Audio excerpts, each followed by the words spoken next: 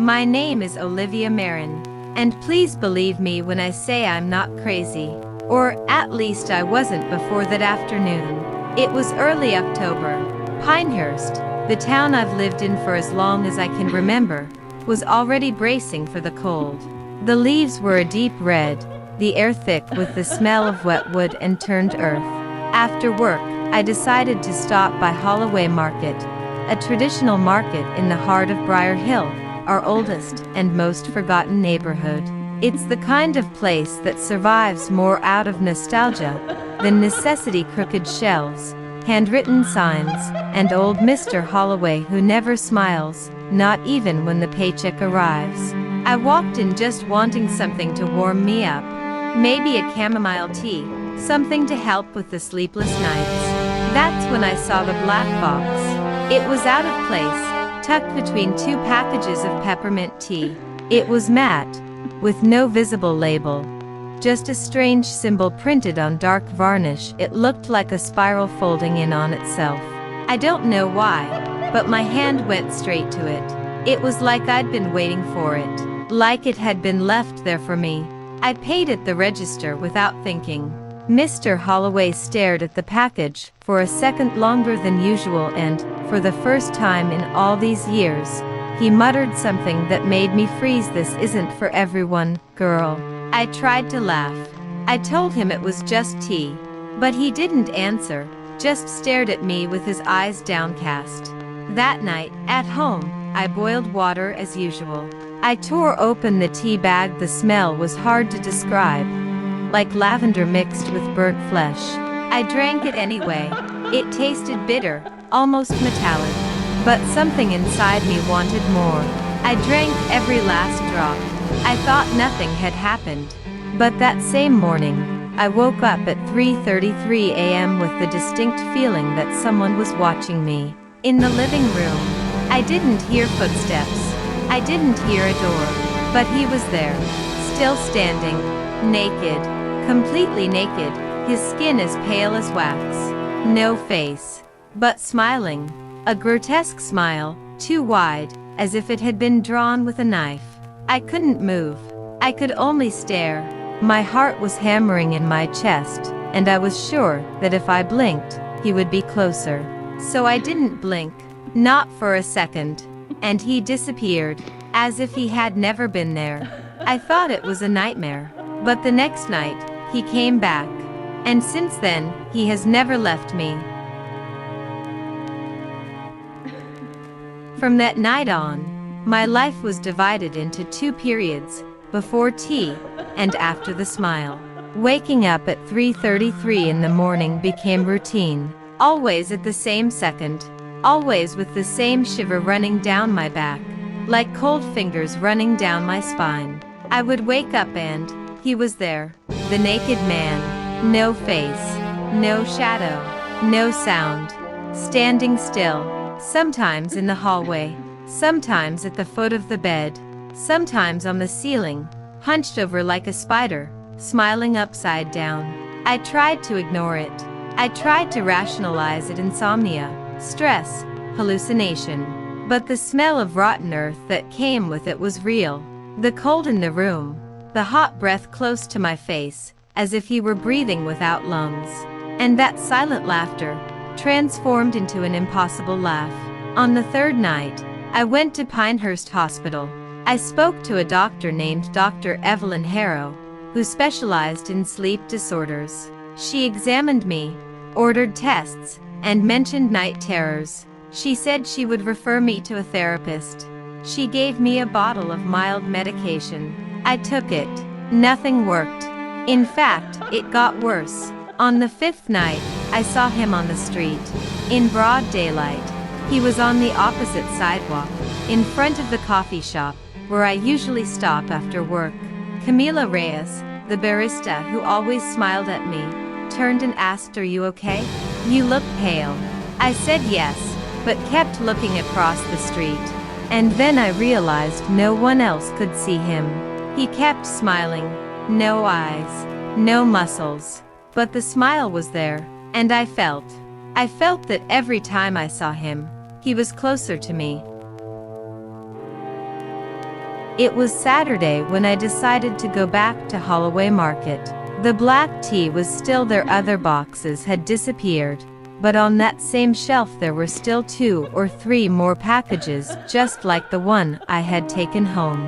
I asked Mr. Holloway where he had gotten the tea. He paused for a second and said hoarsely, "I didn't put it there. And I didn't sell it to you, miss." "What do you mean?" "You were at the register." "No." "Thursday night?" "I closed at 5. It was raining." "You probably don't remember it well." He looked at me strangely, as if he were talking to someone sick or cursed.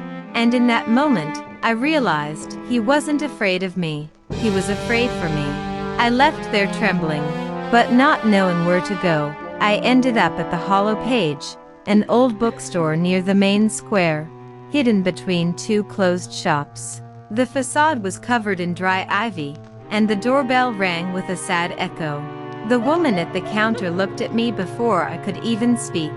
"You saw him, didn't you?" Avery Thorne, thin, with waist-length white hair, and eyes as clear as frosted glass. I said nothing. I just took the tea box out of my bag and set it on the counter. She didn't even touch it, just glanced at the symbol out of the corner of her eye. Then she murmured, "The spiral of the smiling mouth." "What?" "That's what some ancient cultures called this entity. A faceless spirit. A hungry spirit. It appears to those who enter the wrong door, drink the wrong drink, or open what should be sealed." I felt my skin crawl. "And why me?" "Because you saw him. And now he's seen you too." Avery picked up a large book, bound in worn leather. He opened it to a page where the same symbol appeared, drawn by hand. And there, below the image, in faded letters, was written, "It's not a dream. It's a visitor. If he's already started smiling, then it's too late." Avery led me to the back of the bookstore, down a narrow hallway that smelled of old paper and burnt candles. The walls were covered in newspaper clippings, pages torn from books, black and white photos, and drawings. Lots of them. They all showed him, sometimes just his body, naked and twisted, other times, his smile, drawn so tightly that the paper looked torn. And in all the images, the same detail, no face, but always smiling. "You're not the first to see him," Avery said, as she lit a candle and placed the book on a dark stone table. "But you're one of the few who still manages to try to stop." "Stop? You mean, get rid of him?" She nodded, but slowly. "There's a ritual. It doesn't guarantee anything. It can even get worse if done wrong. But it's the only chance you have before the 4th mark." "What mark?" Avery looked at me sadly. "He leaves marks. Sometimes on the body. Sometimes in the house. 4 marks. And after that, he doesn't show up anymore. Because he comes in. He stays." I swallowed hard. The first mark was the smile in the living room. The second, maybe, the moment I saw him during the day. The third was when I got home that night. My apartment was locked. Nothing seemed out of place except for one detail. On the bathroom mirror, there was steam, as if someone had taken a shower, and written with a shaking finger, 3 of 4. I fell to the floor, shaking. I called the police, of course. An officer, Detective Callum Brooks, came, took note, and said it was probably just a prank. He recommended a security camera. He smiled with a tiredness in his eyes that made me feel even more alone. But that night, he came back. This time, in my room. Not just standing there. He approached, slowly, naked. His feet made no sound on the floor. His head tilted, as if trying to understand me. And his smile. The smile was wider. I screamed, but my voice died before it left my throat. When he leaned next to me, I could hear a new sound. He was laughing, but not with his mouth. It was as if the laughter was inside my skull. I woke up on the floor. I had vomited. And on the floor of the room, written with the same invisible finger, 1 more night. Avery had warned me if I wanted to try the ritual, it would have to be that night. The entity has marked you. The fourth appearance is the end of the threshold. After that, it enters, Olivia. And it doesn't leave. I went to the bookstore just before midnight. She had everything ready in the basement. A circle drawn with black salt. 7 red candles lit. And the book, the one with the spiral symbol, open to a page where it said, in ancient Latin, something she translated as, to call is to open, to see is to bleed, to resist is to tear. The ritual required me to bring something that had a direct connection to it. The tea. I still had the tea bag I hadn't used.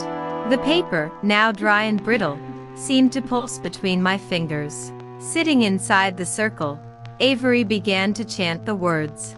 I repeated what I could, even with my tongue stuck in my mouth. A strange warmth filled the room, even with the cold air outside. And then, everything stopped. The candles went out. The silence was absolute. No sound from the street. No creaking of wood. Nothing.